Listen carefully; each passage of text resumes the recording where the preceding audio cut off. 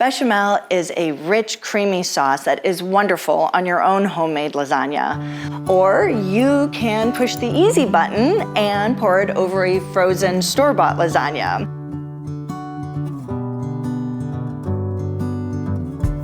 Hi guys, I'm Madeline here at Lakeside Table, and today we're making lasagna with bechamel sauce. First things first, go ahead and get all your ingredients together.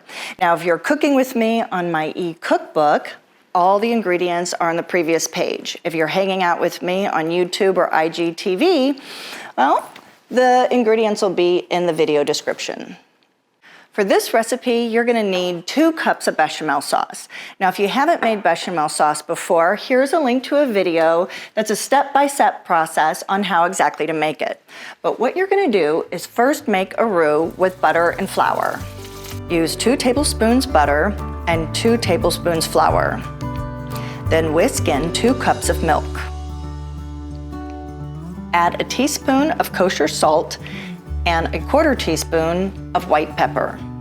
Then add a half an onion with 1 clove and a bay leaf and 1 teaspoon ground nutmeg. Once you've got your sauce ready and your mise en place is all together, then go ahead and preheat your oven to 350. Then fill a large pot with water, add 2 tablespoons of salt to the water to flavor the pasta. Turn the stove on high and bring the water to a rapid boil. While we're waiting for our water to boil, let's go ahead and start our meaty marinara. Over medium-high heat, we're gonna brown some ground beef and Italian sausage. While the meat is cooking, go ahead and season it with a little Italian seasoning and some salt.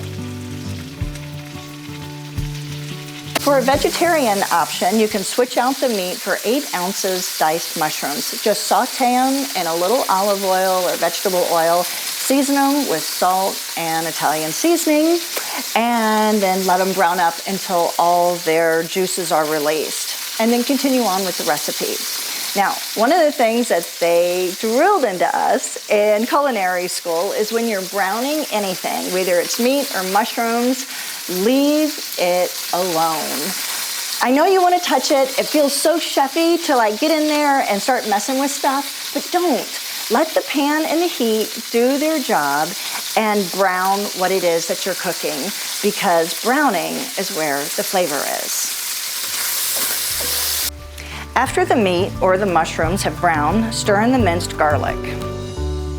To remove the excess fat, use a pair of tongs and some paper towels to soak up the grease. This is a lot easier than trying to drain your meat in a colander.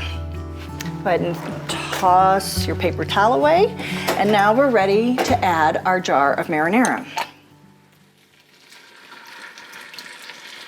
Now, if you want to try your hand at making your own simple marinara, I have got a great recipe for that in my cookbook, Lakeside Table Sauces. So, check it out. All right, but I digress. Back to our meaty marinara. To get all the marinara sauce out of your jar, pour your wine into the jar and give it a good shake. Then you can go ahead and add your half a cup of wine to your sauce. Turn the heat down low and give it a good stir. Okay, we've got the sauce covered and it's simmering and all the flavors are getting happy. So now we can work on our ricotta mixture. But it looks like our water is ready for the pasta, so we'll do that next. Boil the noodles for 6 minutes. They won't be completely cooked, but that's okay because they'll continue cooking in the oven. To stop the pasta from cooking, run the noodles under cool water.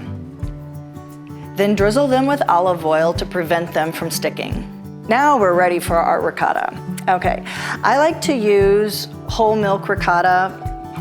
It's got a great flavor, it's got excellent texture, but part skim works just fine too.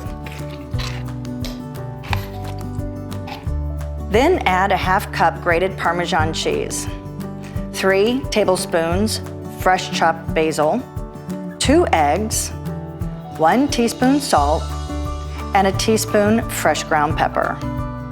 Now that we've got our ricotta mixture, our meaty marinara, our noodles, and our bechamel, we're ready to layer our lasagna. Spread a light layer of marinara on the bottom of a casserole dish, then a layer of noodles. Next goes the ricotta mixture, and top that with half of your shredded mozzarella. Repeat these layers: marinara, noodles, ricotta, and mozzarella. So you should have enough ingredients to do another layer of everything, except when you get to the mozzarella layer, instead of using shredded mozzarella, go ahead and use fresh mozzarella. Then top the lasagna with 2 cups of bechamel sauce and finish it off with fresh chopped parsley. So when you're baking your lasagna, always put it on a baking sheet just in case it bubbles over. It goes on the baking sheet and not on the bottom of your oven. Learn that the hard way. All right, we're gonna have this for dinner tonight, so I'm gonna cover it with some tin foil and then bake it for 30 minutes in a 350-degree oven. At the end of the 30 minutes, I'm going to take the foil off and increase the heat to about 425 for another 15 minutes.